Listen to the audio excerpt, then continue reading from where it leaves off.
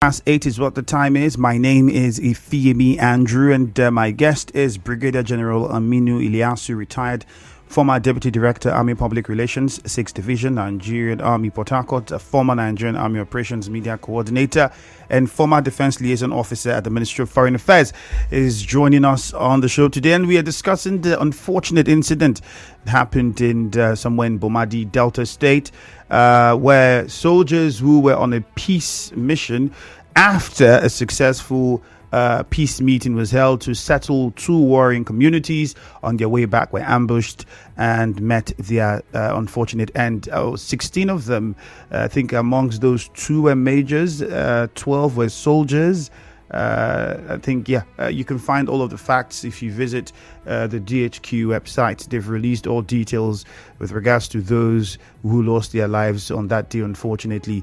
Well, my guest has said quite a lot with regards to the activities of the Nigerian Army towards apprehending those behind the act and how that operation is going, as against some reports that we've gotten that the military is involved in destruction of properties, burning of houses, and the loss of innocent lives. Well, would allow him tell us more. But you who's listening can be a part of the conversation. Get on Facebook at Nigeria Info 92.3 PH. That is the handle, Nigeria Info 92.3 PH on Facebook. All right, let's get back to my guest. Thank you very much, Mr. Illiyasu, for staying on the line. Thank you very much, Andrew. All right. Let me correct you here. Okay. Actually, this name person are 17. Oh. 16. Okay. Yeah. There is 1 lieutenant colonel, 2 majors, 1 captain, and 12 soldiers. Yeah, they are actually 17, not 16. Okay. Taking note of. So, before the break. So, as we were discussing before we went for the commercial break. Yes. We have to look at it from another perspective. And I look at it that the Nigerian Delta region is very lucky to even have attention of the federal government through the amnesty program. That amnesty program was initiated in order to return arms from agreed individuals and organizations that were prevalent in that time, so that there will be peace within the region. Now you begin to wonder how the youth of this community even still harboring arms on that magnitude. Because I was going to ask you on that note, would you say that the amnesty program is successful or it's yielding fruits, especially when you see that we still have this sort of issues in the Niger Delta and we have something of this magnitude, regardless of a program that's supposed to recover arms from these ex-agitators and have them reintegrated into society? How would you then interpret the effectiveness of the amnesty program, looking at what has just happened? Okay. Definitely, amnesty program in the Niger Delta have achieved its aim. The aim originally was to the cessation of hostilities, okay, so that there would be return of oil exploration within the region. That, to a larger extent, has been achieved. In the area of returning of arms from individuals and groups, I think that is where more needs to be done. And indeed, that is why we are having this kind of incident. Me and you may be aware that there are some particular communities within the Niger Delta. I serve there. But I know it is even the community in some instances that used to procure arms in the name of defending themselves against whatever. That should not be the case. So you're saying communities are culpable? It's only by the federal government. Not even the state. So you cannot allow people having arms, okay, without any control. There are a lot of small and medium light weapons right now. I'm not saying only in Niger Delta, but why Niger Delta case is different because there has been an existing amnesty program, and that amnesty program was meant to disarm anybody in return of something. So you now begin to understand, okay, why are you still not adhering to that amnesty? The amnesty program is still running. It's still running. I just last week or so, a new coordinator of the amnesty program was appointed. And still yet, some delinquents, I can call them, are still holding weapons, moving up and down, and causing this kind of grievous damage to the nation. Because I still don't want to refer the damage or the killing. Only I don't want to restrict it only to Nigeria. All right. I would also like to point out something you mentioned. Something you also mentioned. You mentioned communities, especially with this incident that has occurred. You said some of these communities, in some cases, do not even aid in ensuring that those behind these acts are apprehended. They try to cover up identities of people who could have been behind this act. Is that something that the military, you'd say, is facing now? Are you saying that some communities or the communities where these incidents occurred are not aiding enough? Honestly, one should expect more from communities, particularly the Opomo community, as soon as that incident has happened. But that is why I say that there is the conspiracy of silence by the community themselves. So, you don't expect somebody to commit such an atrocity and still remain within that community because they know that the law will come after them. Naturally, they will flee to some other areas. And as well, you don't expect the Nigerian Army or any security agency that is involved in this kind of unfortunate incident to only restrict its fact within that locality. No. This is where intelligence have to come in. All right. We hear that some arrests have been made. But in doing this, I expected that community should have been the first to offer themselves to help and track down those that were responsible. I have not had that happening. The community themselves, since this thing happened within their community, and they know it is by their own, they are their children. For goodness sake, one should have expected that the community should have been one to come up and present itself to assist the Nigerian Army in finding out who are those ones, okay, and how to track them. Okay. Now that you highlighted this, before we open the phone lines, how then do we explain the videos we're seeing? Because you have said that the videos of houses being burnt and reports of people being killed by military personnel who are in the community, some people describing it as a reprisal. There's the general notion that if a soldier dies or is killed in anywhere, I mean, when the military comes to that environment, I mean, it's usually not very friendly. That's the general notion a lot of people have. And because of that, you would not blame a lot of people who already are saying, well, the videos we're seeing, these acts are being perpetrated by soldiers because of the loss of their colleagues and men who defend the sovereignty of this nation. How would you respond to this? Especially in the Kwama community? I was supposed to play you a video I'm working on. I'm trying to get it up because the community is also giving its own position to this, stating that, well, there's been loss of innocent lives, accusing military officers of, the distorting activities leading to loss of lives, destruction of properties. I mean, it's been going on and on, some of the things that they have mentioned. How then do we respond to this? who could be behind it? If it's not the military who's behind it, could the military help in ensuring that that doesn't happen? This is not why we're here. Okay. I think I had this loss of innocent lives. Yes, that was also stated that some people have been killed in that community now. Lots of innocent lives. I want to know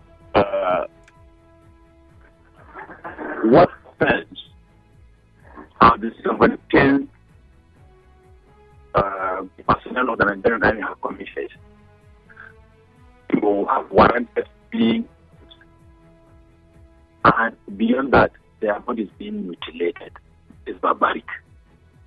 I want to know, whoever is saying that there is loss of innocent lives, or maybe as a part of retaliation by the military, I want to ask such a person, what offense has this 17 military personnel committed? You see, we have to put this thing on balance. Okay? You can't go and set the honestness, and that it is I am not justifying any wrong action. Okay?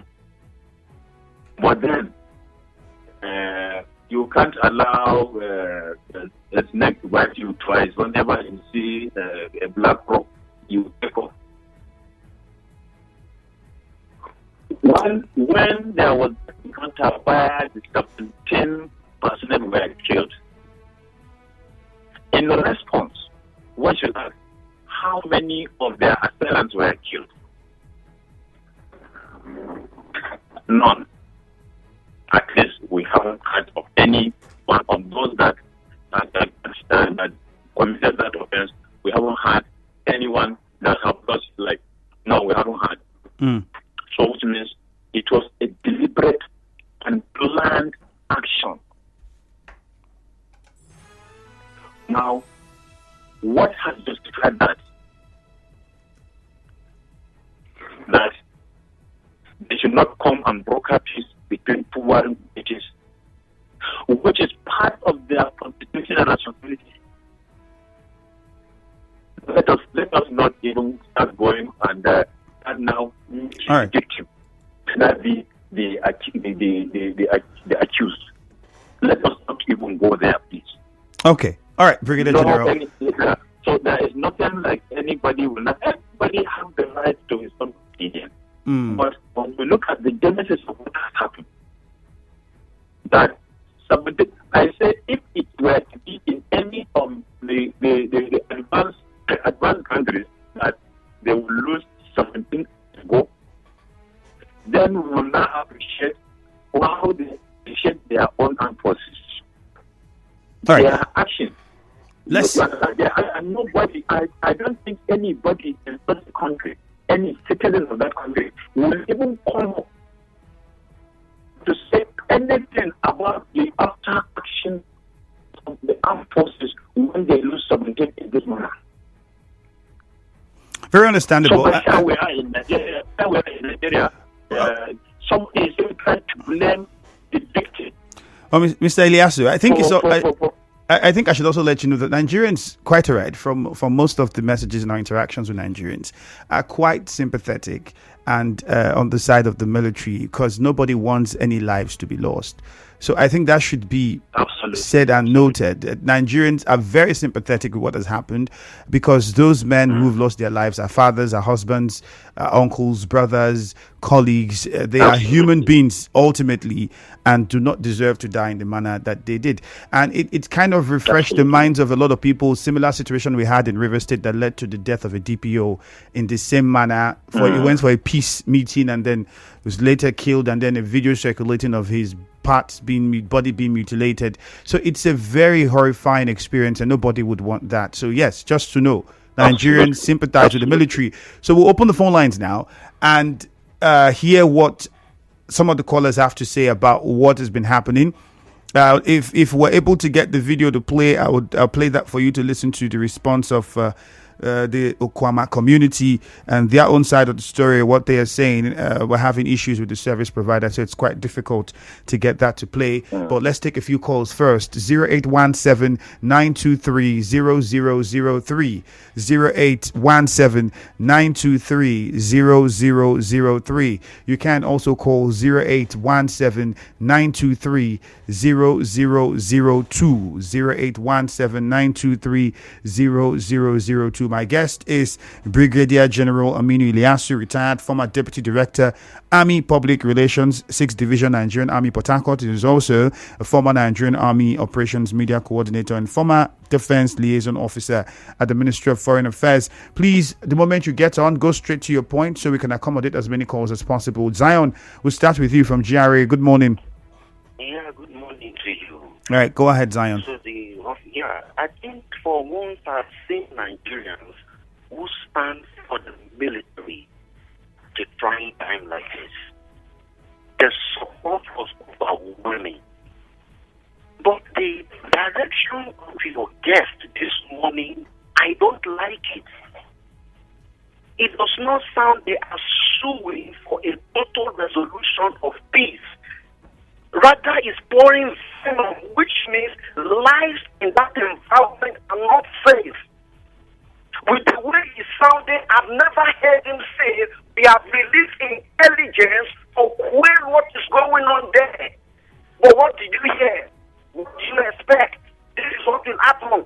No, now we are in a civilized line.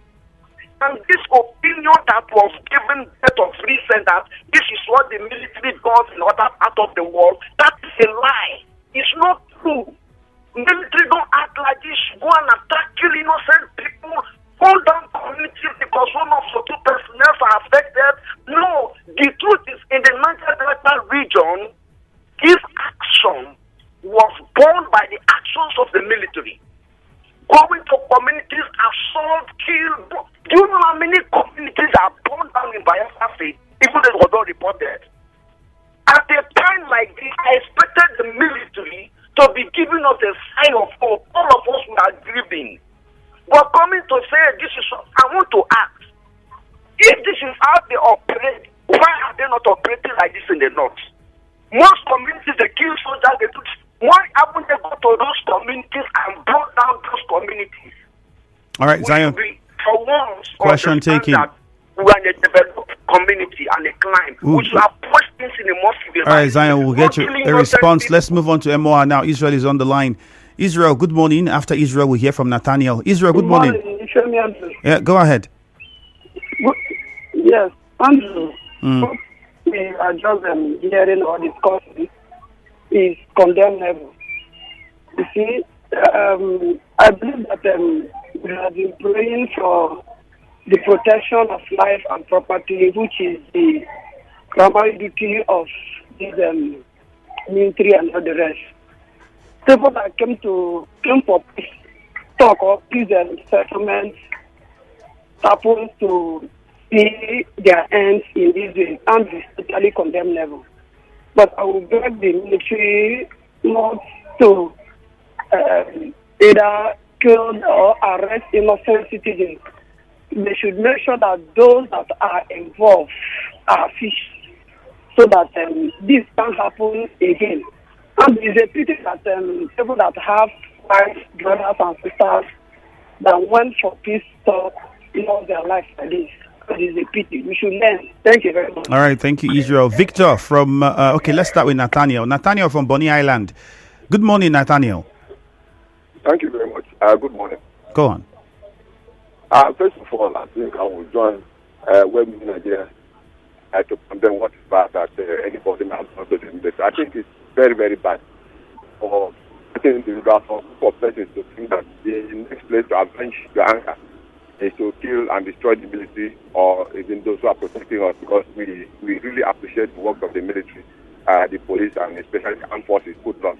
But in other ways, I think it's also condemnable if what we have from the media is true, that because of what a few individuals, especially who belongs in the community, have to do, the ripple effect of that to destroy the lives and properties of innocent people, especially young, innocent ones, who advanced women, and men, people well wishing in that community.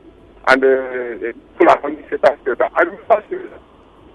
I think in Bayelsa State some years ago, where the ripple effect of soil was destruction of lands and properties and houses of innocent people. I think there is a way to address this issue instead of going back to the community and destroying them. In as much as we condemn what people that have done to the military, it's also very effective and very right to condemn the military and also to check the cases of the military. All right, Nathaniel. Thank you very much. Thank you. Victor from Rumokrushi. And after that, we hear from Mufasa and we come back to my guest. Yes, Victor. Good morning. Good morning. Good morning, sir. Yes. There is a saying that before you go separate fight, first separate quarrel. Because it's very funny in our society, especially in Nigeria Delta here. We easily condemn certain things. But when these things happen, when Naya community, where all these things happen, not for your local government, not for your environment, not for your state, you never want to open your mouth and say, this is where they do no good, though. This is where they do no good, though. You don't forget, say, when you kill one army, you want thousands of Nigerians. That's how I look at it. If you kill one soldier, man, you are killing thousands of Nigerians. And these people are doing, your brothers and your sisters, the same strategies that you put in to condemn what army are doing. Why didn't you want them in the first time? That's the thing you are doing. You know the way army act. Now you are condemning army. But did you condemn what your brother did? To say, what they are doing is very wrong. All right, let's go over to Mufasa from NTA Road. Quickly, Mufasa. Yeah, thank you very much. Let me also join my voice with other women in Nigeria to condemn the disturbing act, killing of soldiers, including senior officers of the military. I think is barbaric and quite condemnable. My sympathies to families. And Aminu, let me only appeal to the ability to tamper justice with mercy. We understand their modus operandi in locations like this, but then again, we should also have sympathies for the innocent ones. And also, most importantly, let me appeal to our brothers in the Nigerian Delta, because when these crimes are committed, you see, the perpetrators usually they fled the community and they go to neighboring communities. So I want to appeal that these criminals should not be shielded. Anybody that has useful information about where they are hiding should come out and should let us know where, and how these people escaped to neighboring communities and expose them so that other people who have the propensity to commit similar crimes should know that when you kill a military man, even a policeman, there is no hiding place for you. All right, Mufasa, thank you. We quickly have to come back to my guest because we're already running out of time. Mr. Illiyasu, you heard some of the callers. We have less than 3 minutes to wrap things up. So what would be your response? Okay. Thank you very much all the Nigerians that have reacted on the program. And no matter how we look at it, let me categorically say that every life, whether a soldier or a civilian, is sacrosanct. So we don't look at it that, okay, because he is a soldier, he has more life than who is a civilian. And I have said earlier, there is no justification by the Nigerian army or the soldiers for killing anybody that they know that person is innocent. There's no justification for that. Having said that, everybody came up, everybody with his own understanding and his own background about what has happened. Some said, I shouldn't have done this. Some said, okay, they tried to have done this. Some said, they are in between. Now, but what we have to look at is that such things, when they happen, you don't just fold your hands, because you look at it, it is a direct challenge on the sovereignty of the nation itself. When you look at it at the bigger picture, what has happened is a direct challenge to the sovereignty of the nation. I've said earlier, the armed forces of any nation are the last line of defense of that nation. And by the time when you allow things to be happening without proper deterrence and justice, the next thing you will wake up one morning, you don't have armed forces to defend you. All right, Mr. Illiyasu. So it will be Thank All right. you. We have to say thank you here for your time. I know you promised 30 minutes, but then you found a way to make it throughout the conversation. So thank you again. We'll keep in touch for any new developments. Do have a great day. Thank you very much. Thank you. Ifeami Andrews, my name. Stay tuned. After the commercial, we come and wrap up. Trader, are you ready for the flight? Yeah. Maximize your gains day or night. The platform, HFM is the name. Trading with us is a brand new game. Feel alone, execution slow. Switch to HFM. Watch yourself.